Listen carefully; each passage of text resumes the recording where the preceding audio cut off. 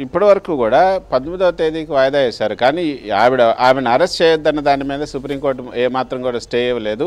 గతంలో కూడా అండర్టేకింగ్ అనేది ఏమీ ఇవ్వలేదు. అండర్టేకింగ్ అనేది కేవలం మొదటి దానికి మాత్రమే, అంటే మొదటి ఏదైతే నోటీస్ ఇచ్చారో ఆ నోటీస్ ఒక 10 రోజులు మాత్రం మీరు 10 రోజుల్లో హాజరు కావాలన్నారు. ఆ హాజరుకు మినహాయింపు మాత్రమే ఇచ్చారు. అప్పుడు మాత్రమే అరెస్ట్ చేయమని చెప్పారు. కానీ మిగతా ఇది బ్లాంకెట్ ఇది కాదు మేము ఇచ్చినటువంటి ఏదైతే undertaking. Only for first 10 days అన్నది రాజు అడిషనల్ సోలిసిటర్ జనరల్ రాజు కూడా ఈరోజు కూడా కోర్టులో చెప్పడం జరిగింది. ఈరోజు కోర్టులో జరిగినటువంటి వాదనలు కనుక మనం చూస్తే ఈ యొక్క ప్రొటెక్షన్ ఇవ్వాలని ఈరోజు కూడా కోరటం జరిగింది. ఆ సమయంలో ఈరోజు ఈడీ తరపున హాజరైనటువంటి ఈ యొక్క ఏఎస్జీ రాజు అడిషనల్ సోలిసిటర్ రాజు కూడా ఇప్పటివరకు ఢిల్లీ లిక్కర్ కేసులో ఈ యొక్క మేము ఇచ్చినటువంటి అండర్టేకింగ్ అన్నది కేవలం 10 రోజులకు మాత్రమే, అది నిరంతరం కాదు. కాబట్టి మేమేమి అరెస్టు అంటే ఇప్పటి వరకు కూడా మేమేమి అరెస్ట్ చేయాలనుకోవటం లేదని కూడా చెప్పడం జరిగింది. అంతేగాని ఈరోజు ఆమె అరెస్ట్ చేయొద్దు అన్న దాని మీద కానీ స్టే లేదు. కానీ ఆమె కూడా నన్ను అరెస్ట్ చేయకూడదని కూడా ఎక్కడ చెప్పలేదు.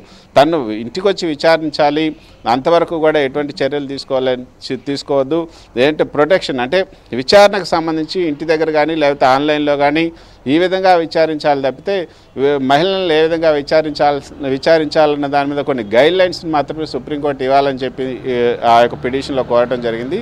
అయితే అప్పుడు మరి వీటికి సంబంధించినటువంటి గైడ్ లైన్స్ అన్నీ మనం చేయాలంటే కొంత సమయం పడుతుంది. దానికి ఏం చేద్దామన్నప్పుడు దానికి విచారణకైతే హాజరు కావాల్సిందే, మేము ఆమెను విచారణకైతే పిలుస్తున్నాం, విచారణకి రావాల్సినటువంటి పరిస్థితి ఉంది అంటూ అడిషనల్ సోలిసిటర్ జనరల్ రాజు చాలా స్పష్టం చేశారు. ఈరోజు విచారణకు హాజరైనప్పుడు కొన్ని కారణాల వల్ల దీన్ని వాయిదా వేయాలంటూ కవిత తరపు లాయర్లే కోరటం జరిగింది. అయితే 18వ తేదీకి వాయిదా వేస్తున్నాం. కానీ అంతవరకు కూడా అరెస్ట్ చేయొద్దు అన్న దాని మీద మాత్రం వాళ్ళు కోరలేదు. ఇటు ధర్మాసనం కూడా ఎటువంటి హామీ కూడా ఇవ్వలేదు. అటు ఈడీ కూడా ఈరోజు ఎటువంటి హామీ ఇవ్వలేదనే చెప్పచ్చు. సో ఈ కేసులో ఎటువంటి ఆటంకాలు ఏమి లేవు. ఆమెను అరెస్ట్ చేయొద్దు అనడానికి ఎటువంటి